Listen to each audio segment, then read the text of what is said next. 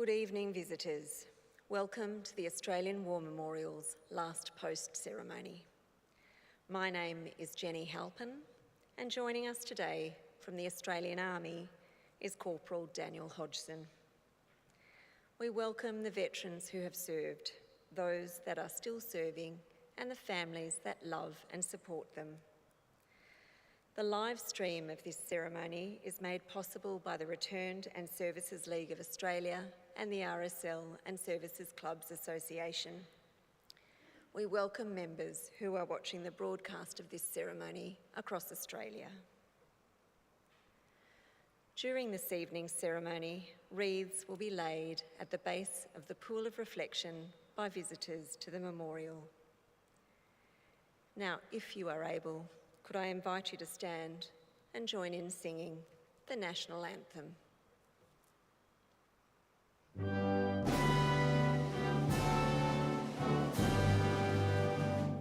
Australians, oh, let us rejoice, for we are one and free.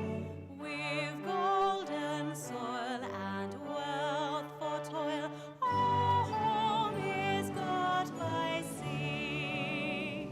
Our land abounds in nature's gifts of beauty, rich and rare. In history's page, let every stage advance Australia fair. In joyful strains, then let us sing, advance Australia fair.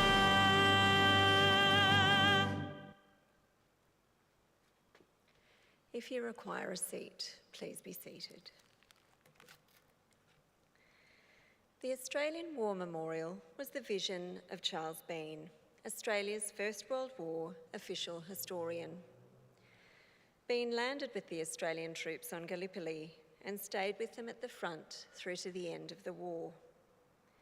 The idea of this national memorial and museum came to him at Pozières, France, in the depths of the bloody fighting of 1916.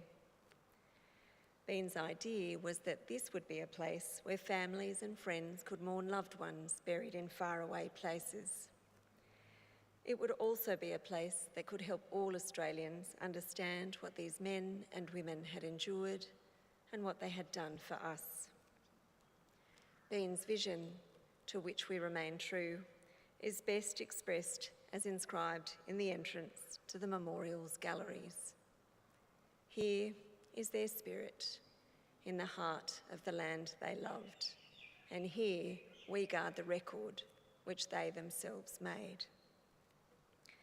Tonight, we will read the story behind just one of those on the Roll of Honour, which lists the names of more than 103,000 men and women who have given their lives for us in war and on operations for more than a century. But first, we present a lament, flowers of the forest. Wreaths or floral tributes will now be laid at the base of the pool of reflection.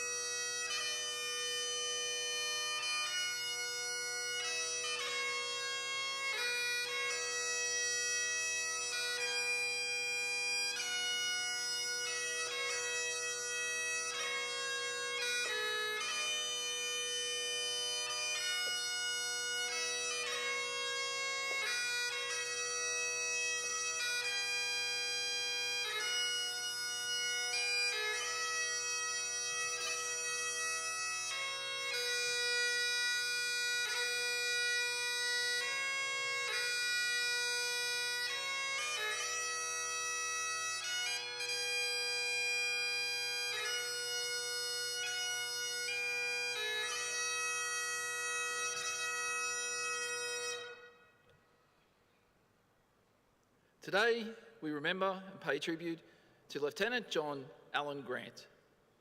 John Grant was born on the 26th of April 1916 in Kuala Lumpur, in what was then the Federated Malay States, to George and Carrie Grant. Little is known of his early life, but by the time the Second World War began, he was working for the Australian government in New Guinea as a patrol officer. He enlisted for service in the 2nd Australian Imperial Force at Maprik, New Guinea, on the 19th of January 1940. He was sent to Australia for basic and infantry training. This was followed by officer training, which he completed successfully on the 1st of December and was commissioned with the rank of lieutenant. He was posted as a reinforcement officer to the 2nd 31st Infantry Battalion, and on the 3rd of February 1941 embarked from Sydney for the Middle East. After arriving in Egypt in late March, he was taken on strength of the 2nd 31st, which had only recently arrived from England. The battalion then moved to Palestine to conduct training and garrison duties. On the 19th of April, Grant was evacuated to a British military hospital in Alexandria with a stomach complaint, but he responded quickly to treatment. After a brief convalescence, he rejoined his unit towards the end of the month as it moved to Marseille Matruh in Western Egypt. The 2nd 31st Battalion moved back into Palestine at the end of May in preparation for the campaign in Syria against Vichy French forces. The battalion's first action took place at Kirby from the 8th to the 11th of June. The next objective was Jazin, a town that controlled an important route to the Syrian coast. The town was captured on the 14th of June, but was heavily counterattacked by the Vichy French 2 days later. The fighting continued for several days, and the 20th of June, Grant was wounded by shrapnel in his left thigh and buttock. He was evacuated to the 7th Australian General Hospital, where he underwent surgery. He remained in hospital, recovering for several weeks. On the 11th of July, he left hospital and was sent to convalescence at the officers' hostel. A week later, he was sent to the 25th Training Battalion, and from there to the Small Arms School. At the end of July, he was hospitalised briefly, but was back at the training school by early August. Grant spent much of the remainder of 1941 on unnamed special duties secondments. The battalion sailed for Australia in January 1942 and disembarked in Adelaide in March. Over the next 6 months, he was in and out of hospital, suffering mainly with malaria, picked up from his early experience in New Guinea. He did not accompany his battalion to New Guinea in September, but was instead sent to Victoria, where he was attached to the staff at an independent company training school. In late November, he was posted to the 2nd 5th Independent Company, and on the 30th of December, he embarked with other reinforcements for Port Moresby. The following day, he was posted to the 2nd 9th Battalion, but did not arrive at his unit positions at Popondetta until the 6th of January 1943. The 2nd 9th had recently been in action at Boona and did not have long to rest before going back into action against Japanese positions on the Sananda track that had been holding up the Australian advance. The 2nd 9th Battalion went into action on the 12th of January and came up against a determined Japanese defence. The battalion suffered 8 men killed, including 2 company commanders and Grant. His remains were initially laid to rest near where he fell.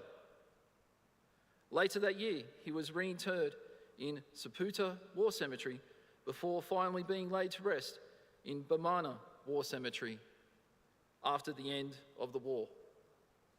The epitaph on his headstone reads, "We shall remember."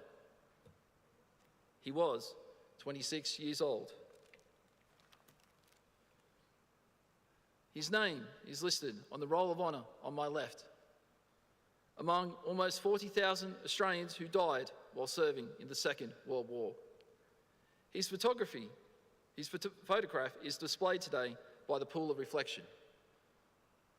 This is but one of the many stories of service and sacrifice told here at the Australian War Memorial. We now remember Lieutenant John Allen Grant, who gave his life for us, for our freedoms, and in the hope of a better world.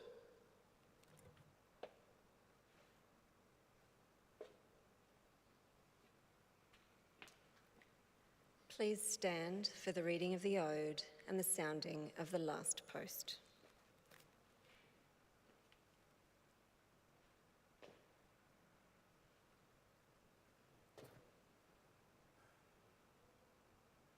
They shall grow not old, as we that are left grow old. Age shall not weary them, nor the years condemn. At the going down of the sun, and in the morning, we will remember them. We will remember them.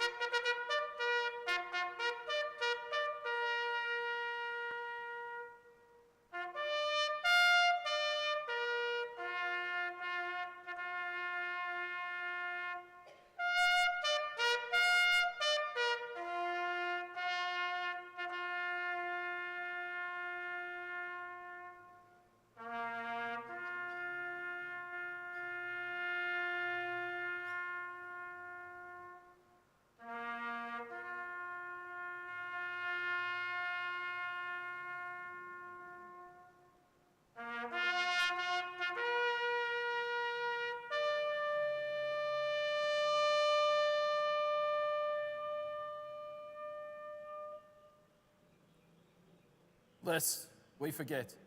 Lest we forget.